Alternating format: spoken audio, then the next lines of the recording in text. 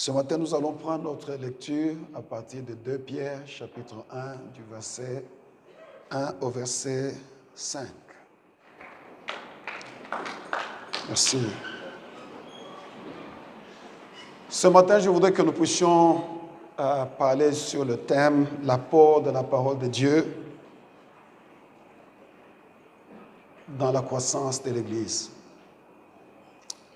Comment est-ce que la parole nous aide à croître notre Église? En fait, lorsqu'on parle de la croissance de l'Église, je l'ai expliqué depuis le vendredi, je voudrais que nos pensées soient fixées sur 3 choses. 1, c'est notre relation avec le monde extérieur. C'est ça. Lorsque l'Église grandit, lorsque l'Église atteint la maturité, lorsque l'Église devient ce que Dieu a prévu que l'Église devienne, l'une des choses que nous savons de la Bible, l'Église commence à attirer le monde extérieur.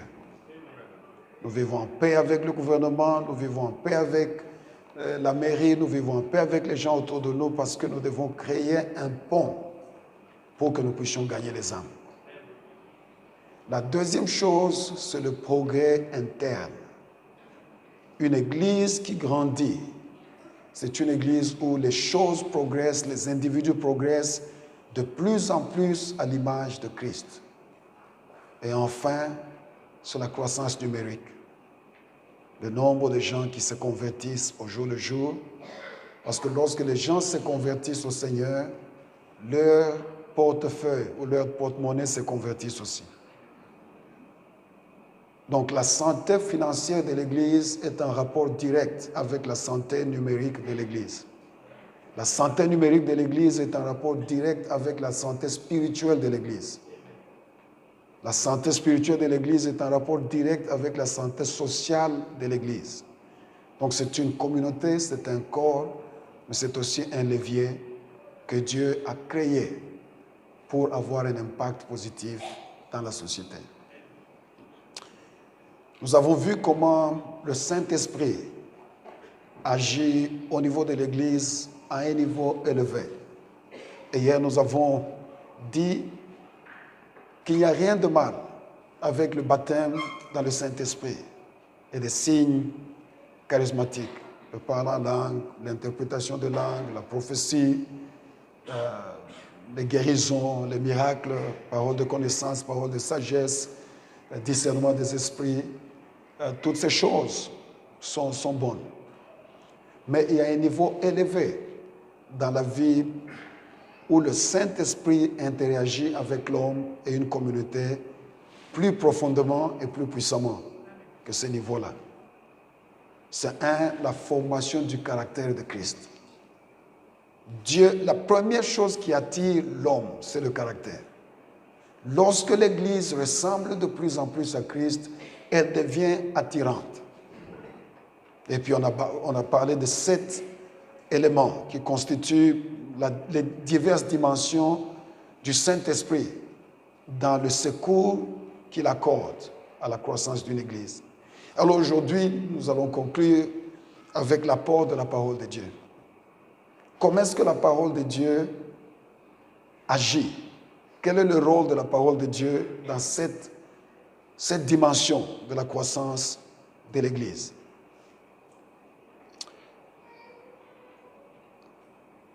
Je crois que lorsque nous lisons ce paragraphe avec attention, nous nous rendons compte que Pierre ne donne pas seulement une introduction à un thème qu'il va développer, mais Pierre nous amène dans une profondeur théologique très forte. Que si un lecteur, c'est un lecteur superficiel, il ne verra pas la profondeur de ces choses. Mais c'est la théologie d'un degré le plus élevé. Parce que l'introduction de Pierre, il suscite une problématique. Que la plupart d'entre nous, membres du corps de Christ, sur le plan individuel, sur le plan communautaire, en tant qu'assemblée locale, nous souffrons de la maladie qu'on appelle l'inhabilité de convertir le potentiel en gain pratique. J'essaie encore jusqu'à ce que je puisse avoir un amen. La maladie qui frappe l'Église, qui frappe les individus, c'est l'inhabilité de convertir le potentiel que nous avons en Christ en gain pratique. C'est ça, la pensée moteur de Pierre. Que avoir des choses potentiellement ne signifie pas nécessairement gagner sur le plan pratique. Et qu'il y a une différence entre le potentiel et le gain pratique. Et toute l'épître de Pierre, c'est pour adresser ce problème, comment vous pouvez convertir le potentiel que vous avez en Christ en gain pratique. Qu'est-ce qu'il faut faire? Qu'est-ce qu'il faut savoir? Qu'est-ce qu'il faut poursuivre? Alors, Pierre commence par nous donner un peu son histoire. Parce que le background de Pierre nous aide à comprendre ce matin que Dieu peut prendre néant en faire quelque chose. Que Dieu peut prendre petit en faire grand. Que Dieu peut prendre faible en faire fort. Que Dieu peut prendre impuissant, rendre puissant. Que Dieu peut prendre insignifiant, rendre imposant. Que le Dieu, c'est le Dieu qui change l'histoire de l'humanité. Que Dieu, c'est le Dieu qui ne disqualifie pas les gens. Même lorsque dans ta famille, on a dit tu es disqualifié, Dieu te dit tu es qualifié. Amen. Oh, merci pour cet amen. Alléluia. C'est mon histoire. Je n'ai peut-être pas l'histoire de l'apôtre. L'apôtre est venu d'une bonne famille, une famille riche, une famille connue, son épouse plus encore. Mais moi, je ne viens pas de là. Mon background, quand bien même mon père avait de l'argent à une époque, il a fait faillite, ainsi de suite. Et dans cette confusion-là, d'un jeune homme dont les rêves sont tombés parce que comment papa peut partir de beaucoup à rien. Je me suis retrouvé trop jeune dans la drogue, l'alcool et les femmes. Oui, j'ai fait de bonnes études. Mais les études seules ne suffisent pas. Parce que c'est un étudiant intelligent, mais complètement détruit. Jusqu'au jour où la dame chez qui je louais une petite chambrette quelque part, voit mon style de vie, paye son propre transport, va à 120 km de là où j'habitais à la recherche de mes parents pour leur dire, si vous n'intervenez pas vite, dans quelques mois, vous n'aurez pas un fils. Parce que je préférais ne pas manger, mais avoir mon whisky. Je préférais ne pas manger, mais avoir ma drogue. Et je maigrissais au jour le jour. Je vous ai dit hier que j'avais 67 kilos. Ça, c'était autant de gloire. Mais à un moment donné, je suis descendu jusqu'à 62 kilos. Alors, si vos cerveaux ne vous aident pas, imaginez-vous un homme de 1,87 m qui vous pèse 62 kilos. C'est des squelettes qui marchent. Mon père a fait un effort. Il est venu jusque là où j'étais. Je n'attendais rien de lui. Je croyais peut-être qu'il allait me reprocher tout cela. Mais il fait 120 km avec un message qui devait me détruire complètement. Il me regarde droit dans les yeux. Il dit, le plus grand regret que j'ai dans ce monde, c'est de t'avoir amené dans ce monde. Il tourne, il prend son véhicule, il rentre à 120 km. Dans la drogue, dans l'alcool, dans la prostitution, malade, déprimé, au-dessus de tout, le Père te rappelle que tu es un échec. Ce matin, peut-être dans cette salle, nous avons des gens qui ont des costumes, des cravates, des 3 pièces, des habits, mais au-dedans, c'est une personne qu'on a détruite. J'ai un message pour toi. Le Dieu en qui tu as cru, ou le Dieu en qui tu croiras, c'est un Dieu qui transforme le potentiel en gain pratique. Amen. Ah, ah, ah, ah. Alléluia.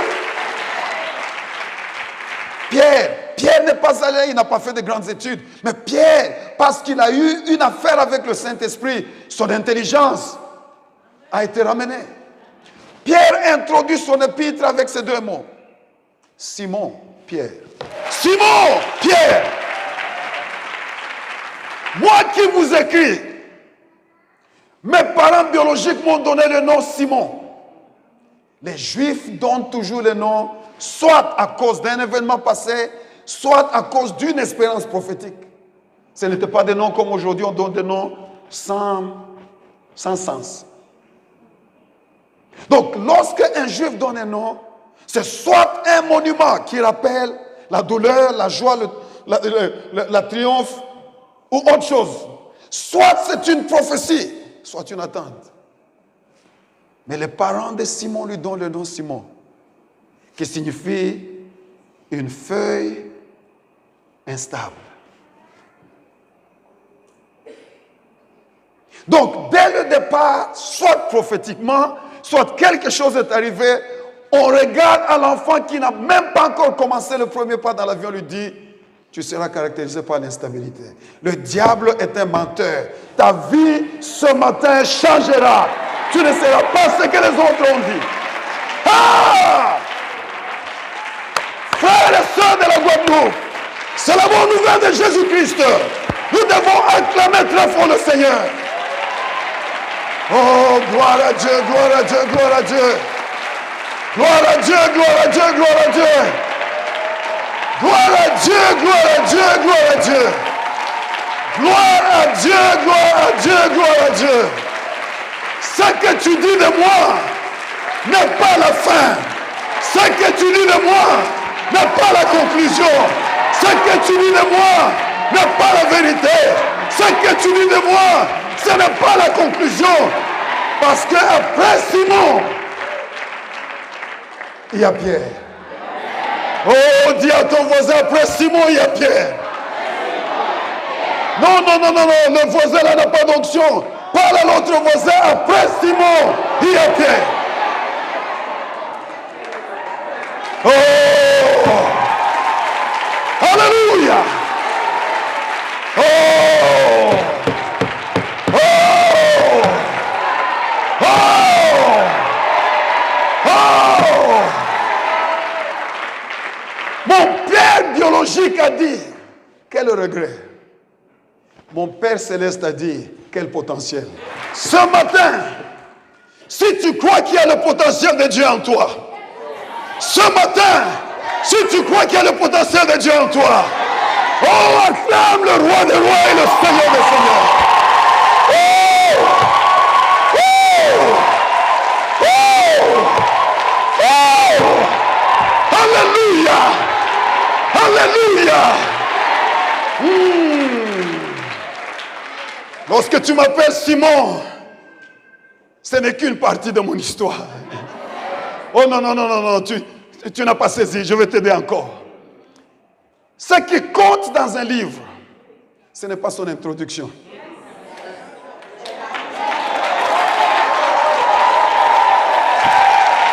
Ce qui compte dans un livre, ce n'est pas son introduction.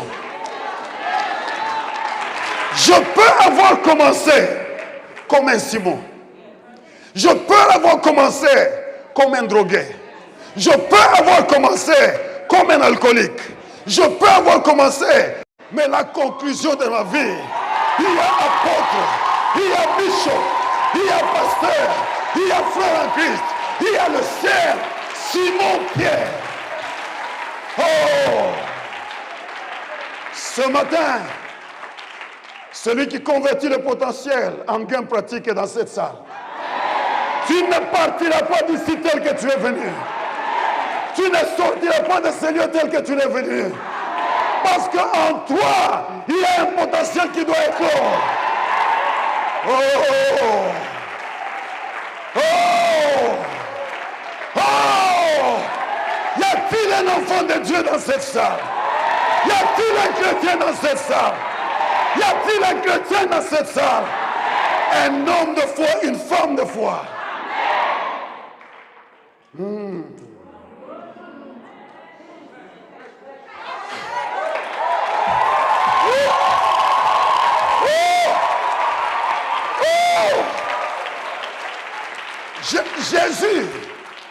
Jésus n'a pas attendu que Pierre parle en langue.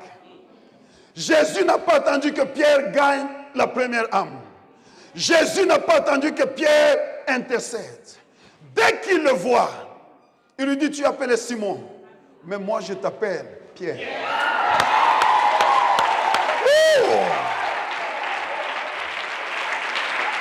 Mes parents ont dit, une feuille instable.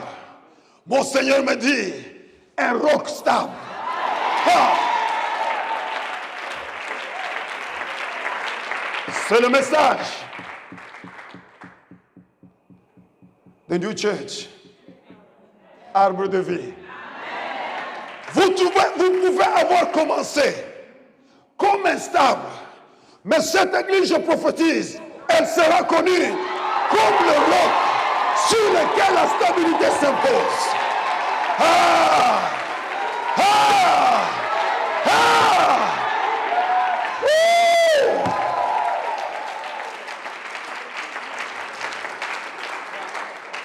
Oh, dis à ton voisin maintenant. Voisin, lorsque tu me regardes, tu as un choix. Tu peux m'appeler Simon ou tu peux m'appeler Pierre.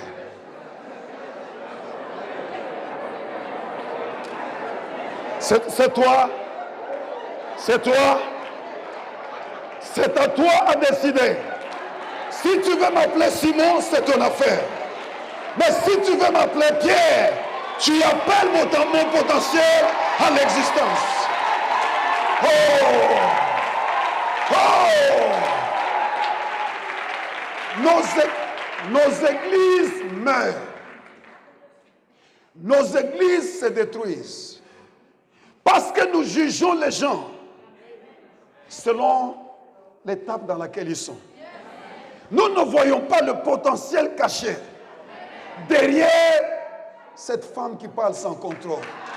Peut-être c'est une évangéliste, peut-être c'est une enseignante. Il faut seulement canaliser la bouche vers les choses glorieuses.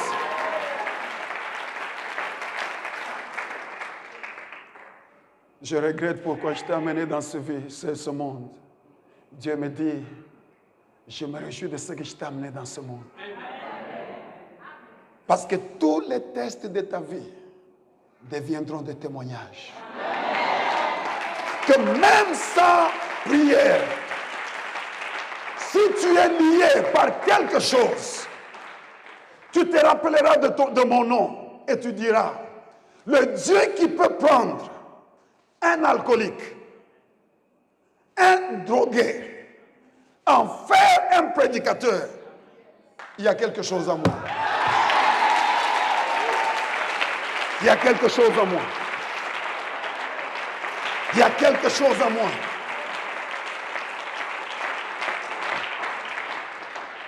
Mais Pierre,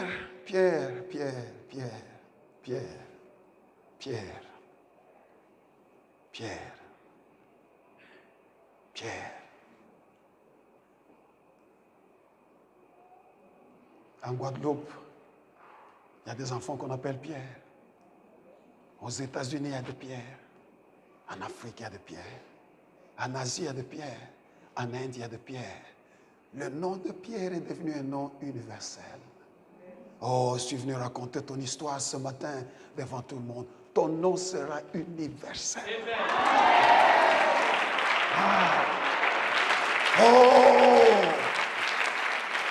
Non. Les amis, vous servez un Dieu puissant. Dangereusement puissant. M'asseoir là, entendre les paroles que votre père dit à mon sujet. Je dis, bon, peut-être c'est un rêve. Non, mais c'est pour ça qu'Israël a dit. Nous étions comme des gens qui rêvaient lorsque le Seigneur nous a délivrés. J'étais comme quelqu'un qui rêvait lorsque le goût de l'alcool est parti. Le goût des femmes est parti. Le goût Parce qu'on ne lui donnait pas le nom, faisait parti. Maintenant, c'est bon. Je suis accro. Je suis accro. Je suis accro. Je suis accro. Je suis accro à ce livre. Je suis accro à ces écritures. Je suis accro à ce livre. Parce que ce livre, cette parole m'a montré le chemin de ma délivrance.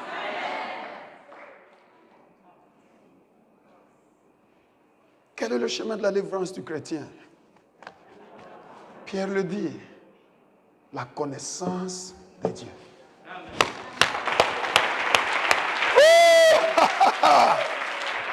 Oh mon Dieu, j'aime la Guadeloupe. J'aime l'arbre de vie. Parce que ici, il y a des hommes et des femmes qui connaissent leur Dieu. Montre-moi quelqu'un qui connaît Dieu. Je te montrerai un homme puissant, une femme puissante. Parce que la puissance dans la vie, c'est la connaissance de Dieu. Pierre dit, j'étais Simon, je suis Pierre. Et ce qui a fait que je fasse ce voyage, le pont, c'était connaître Dieu. Connaître Dieu. Connaître Dieu. Je comprends pourquoi Daniel a dit, ceux qui auront connu leur Dieu. Pas entendu parler de lui. Nous ne sommes pas dans cette salle pour parler de Nakai. Nakai, c'est la connaissance parce que nous avons été exposés l'un à l'autre. Je peux aller et me pavaner partout en France et en Afrique, que je connais ma soeur. Je suis un menteur. Je peux reconnaître son visage. Je peux me rappeler qu'on s'est vu, mais je ne la connais pas. Ni son nom, ni son adresse, ni le nom de ses enfants, ni où elle vit. Comment dire que je connais Dieu lorsque je ne connais pas même le nom de Dieu? Comment dire que je connais Dieu lorsque je ne suis même pas sûr de ses attributs? Oh, ce matin, je suis venu rappeler à quelqu'un que le Dieu que nous vous prêchons, il est omniprésent.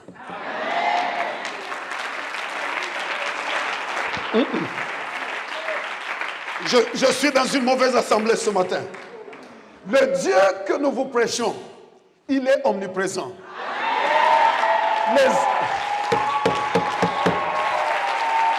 Les hommes, lorsque ça ne va pas, ils fuient. Mais Dieu, lorsque ça ne va pas, il vient. Hey! Hey! Hey! Hey! Hey! Hey! Shadrach, Meshach, Abednego, le jour qu'on arrive au ciel, ils vous diront que Dieu n'a pas peur du feu. Ton feu là attire Dieu.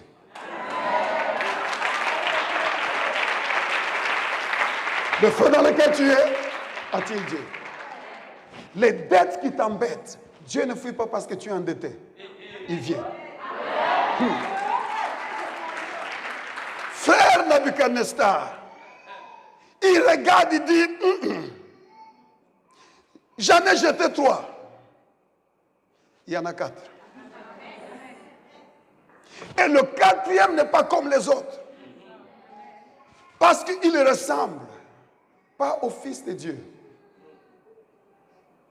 au Fils de l'homme. Je vous amène une théologie compliquée. Avant que Jésus ne vienne, Dieu nous connaissait dans son omniscience. Parce qu'il sait tout. Il connaît l'humain. Mais Dieu, avant Jésus, ne nous a jamais connus pratiquement. Jamais. Lorsque Jésus vient, Jésus qui est un avec Dieu, devient l'un de nous. Depuis ce jour-là, Lorsque Dieu siège avec Dieu au ciel, il y a un homme dans la Trinité.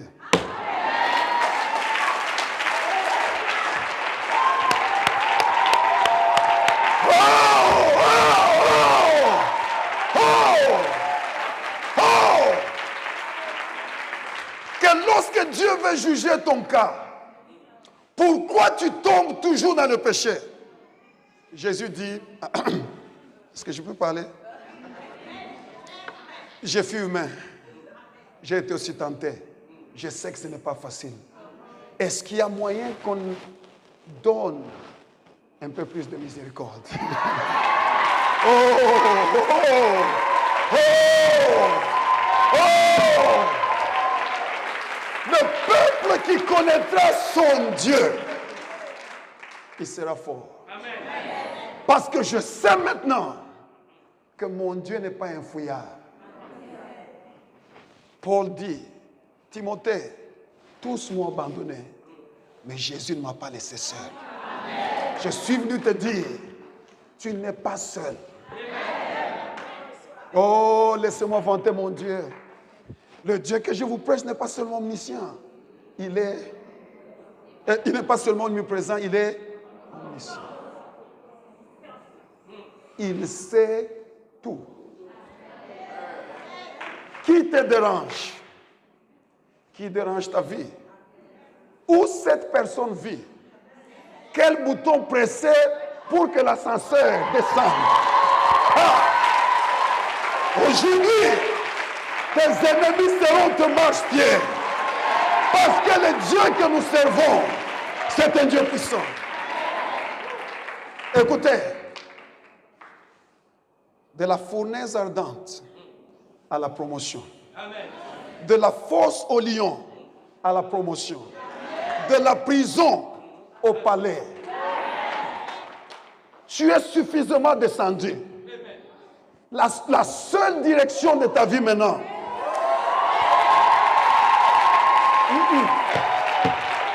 Non, non, non. Dis à ton voisin, je monterai. Dis à ton voisin, je monterai. Dis à ton voisin, je monterai plus haut et très fort. Ah, si tu crois que tu monteras, acclame très fort le Seigneur. Oh! Gloire à Dieu, gloire à Dieu, gloire à Dieu.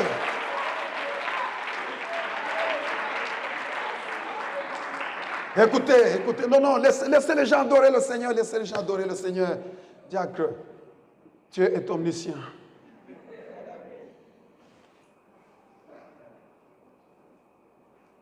Ma prière, lorsque je suis venu au Seigneur, c'était que Dieu me fasse grâce pour que je devienne pauvre. Vous n'avez pas saisi. Ma prière, lorsque je suis venu au Christ, c'était pour que Dieu me fasse grâce pour que je sois pauvre. Parce que j'étais en dessous de la pauvreté. Et ma prière, c'était, Seigneur, élève-moi au rang de pauvre. Je te servirai.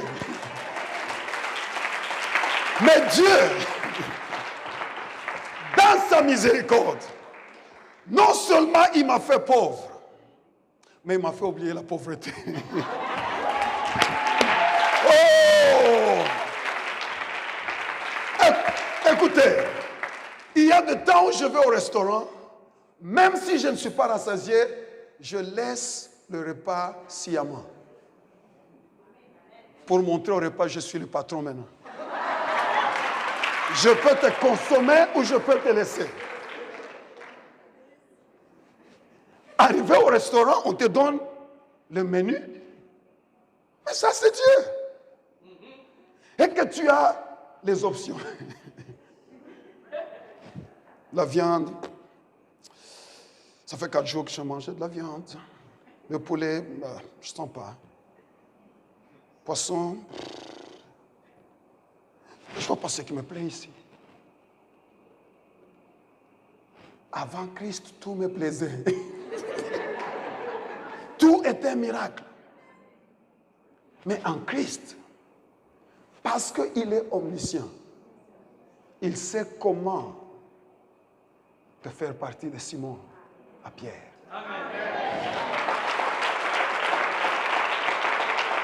Ça, c'est le Dieu que je te prêche aujourd'hui. Mais pour que ces choses arrivent et que ton potentiel soit converti en gain pratique, tu dois connaître Dieu. Parce que Jésus dit, vous connaîtrez la vérité et la vérité vous affranchira. Vous affranchir de quoi? Du péché, de la pauvreté, de la maladie, des échecs, de l'incapacité, de toutes ces choses qui vous font souffrir. Le Jésus qui a franchi est ici aujourd'hui. Ô peuple de Dieu, acclamez votre Sauveur.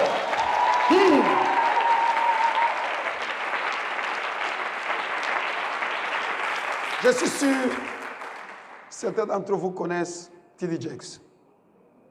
T.D. Jakes, c'est un phénomène, un témoignage. T.D. Jakes, au cours d'une de ses prédications, dit ceci. Lorsque j'étais encore jeune, je n'avais jamais mis mes pieds sur un campus universitaire.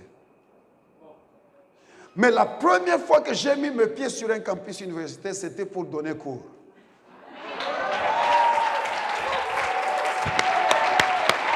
Oh non. Vous êtes trop jeune pour ce type de message. Je n'ai jamais été étudiant. Mais maintenant que je suis en Christ, Dieu me fait sauter l'étape étudiant en étape professeur.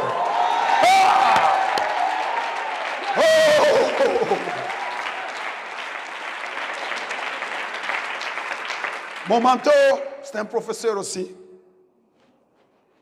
Il a reçu Christ. À 17 ans, il a commencé à établir les églises partout aux États-Unis. Donc, il n'a pas eu la chance d'aller faire les études. À 30, oui, vous pouvez vous asseoir si vos chaussures vous font mal. À 32 ans, l'homme décide, je peux quand même faire les études. Il cherche son bac à 32 ans.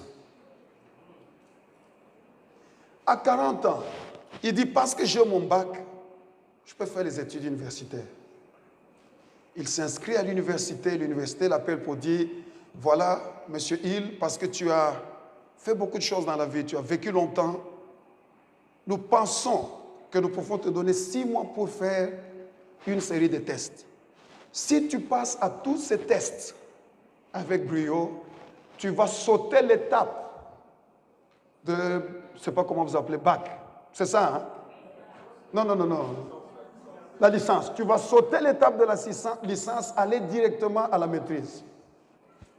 Mon mentor n'a jamais fait la licence. Des humanités à la maîtrise. À 58 ans, il s'inscrit pour faire le doctorat. À 62 ans, il est professeur. Tout est possible à celui qui croit.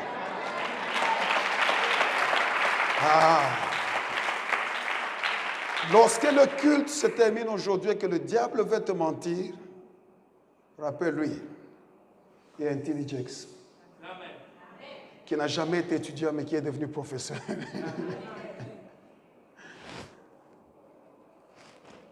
On invite T.D. Jakes à Cape Town et puis il nous prêche un message qui a bouleversé ma vie. T.D. Jakes nous dit, on était très peu de Noirs. En fait, on venait honorer les pères de la ville. J'étais le seul Noir à être honoré parmi tous nos frères. Donc c'est quand même quelque chose. Il prêche à cette masse d'hommes qui est venue, dont la majorité c'est des Blancs et la minorité des Noirs. Il dit, vous mes frères noirs, si nous nous mettons sur les rues de Cape Town, vous et moi, personne ne saura que je suis américain. Parce que rien sur ma morphologie et mon physique ressemble à l'américain. Nous serons confondus. Jusqu'à ce que nous ouvrions la bouche.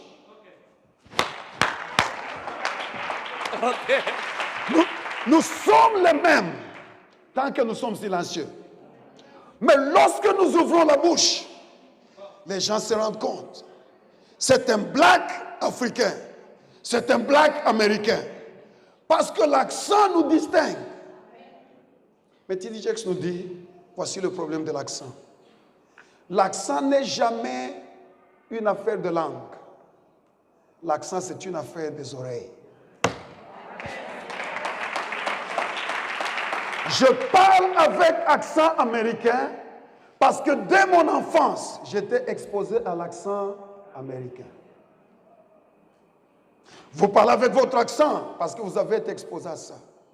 Et il dit, tu deviens dans la vie ce que tu prêtes tes oreilles à entendre. Vous connaîtrez la vérité et la vérité vous rendra libre. La Bible est un livre d'inspiration, pas un livre d'impression. Lorsque tu es impressionné, tu te sens petit. Mais lorsque tu es inspiré, tu dis, si eux, ils ont fait, je peux le faire aussi. S'ils ont eu, je peux l'avoir aussi. S'ils ont obtenu, je peux l'obtenir aussi. Ce matin, je suis venu à quelqu'un. Tu peux. Oh, ma soeur, tu as fait un bon geste. Je t'ai vu faire ça. On appelle ça lambano. Lambano, c'est un bon mot. Un mot en hébreu. Lorsqu'on prêche à un hébreu ou à un grec, et qu'il saisit la pensée et la révélation, il dit lambano. C'est à moi. Ce livre t'affranchira. Tu vas aller d'une personne endettée à une personne qui prête.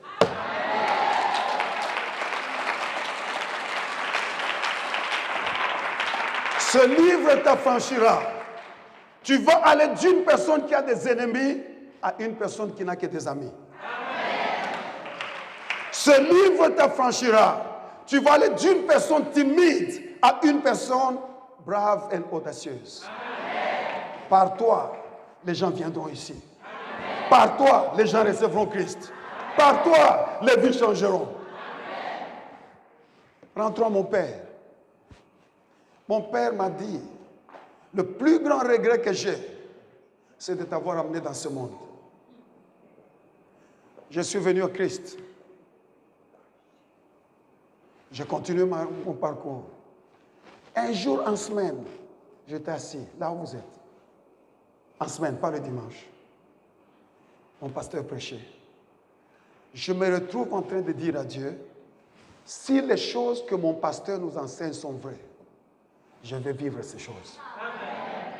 Ce matin, décide. Tu veux vivre ces choses. Amen. Quelque chose est descendu sur moi. Un revêtement que je ne peux pas vous expliquer. À moi seul, un ancien drogué. En 6 mois, j'ai amené 100 personnes à l'église. 100. Certains d'entre eux sont pasteurs aujourd'hui avec les églises. En toi, il y a un potentiel qui attend de s'exploser.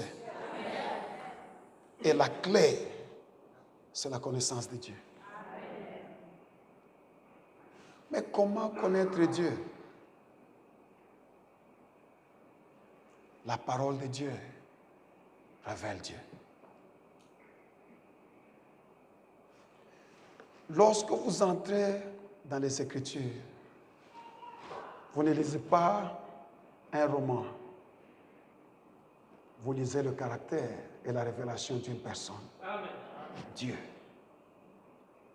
Lorsque vous connaissez Dieu, la Bible déclare, vous ferez de grands exploits.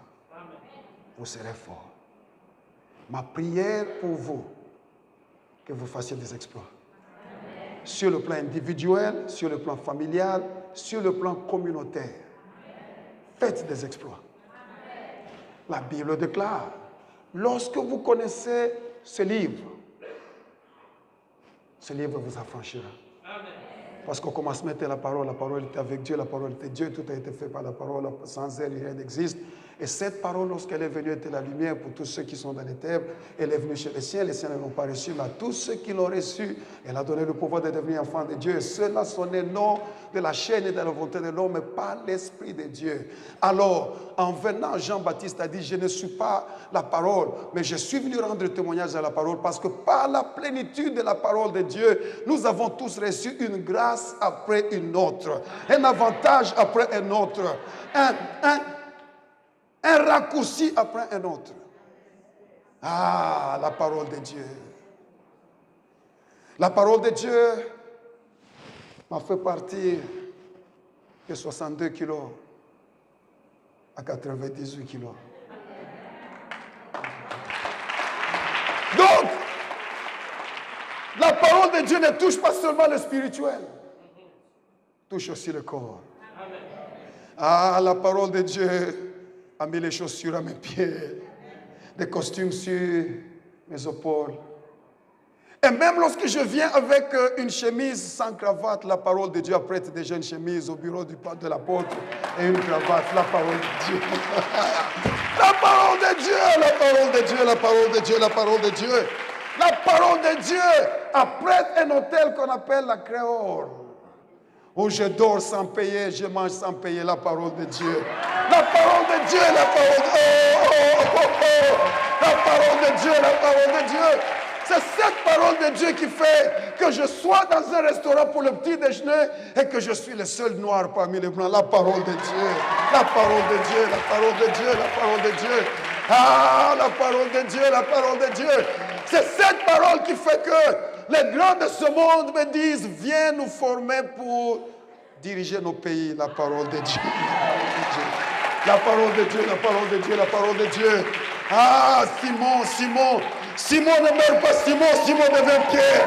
Simon ne meurt pas, Simon devient Pierre. Parce que la parole de Dieu nous a franchis. Ah, Jésus dit aussi, la qualité de vie, c'est de connaître toi, Dieu, et le Christ que tu as envoyé.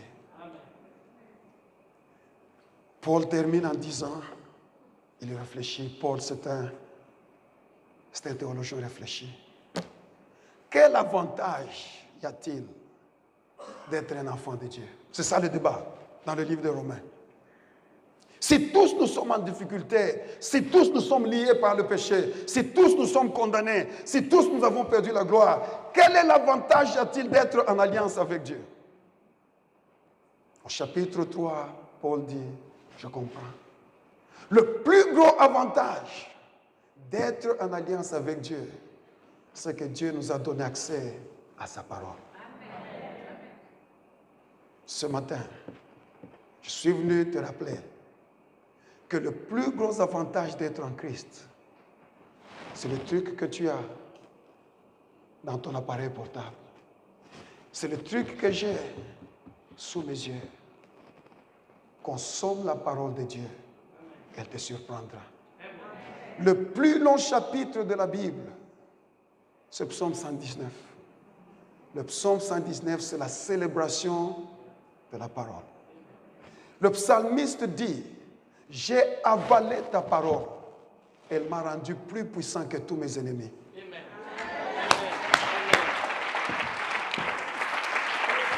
Non. Peut-être que je suis dans une mauvaise assemblée. Le psalmiste dit, j'ai avalé ta parole. Elle m'a rendu plus puissant que tous mes ennemis. Non, vous n'avez pas compris. Je vais essayer encore. J'ai avalé ta parole. Elle m'a rendu plus puissant. Écoutez. L'écrivain du psaume ne renie pas la présence des ennemis, mais refuse aux ennemis de l'avantage. Ils seront là, mais ne seront jamais plus puissants que moi. Le psalmiste dit, j'ai consommé ta parole. Elle m'a donné plus de sagesse que les vieillards. Je suis venu déclarer à quelqu'un, ta vie n'a pas besoin d'être longue pour qu'elle soit puissante. Tu seras chef d'entreprise. Tu seras propriétaire des immobiliers. Tu seras un aimant qui attire les ressources. Tu seras une voix référence sur ces îles et dans ce continent. Parce qu'aux âmes bien nées, la valeur n'attend point le nombre des années. Aux âmes nées de nouveau, la parole donne l'avantage sur l'expérience.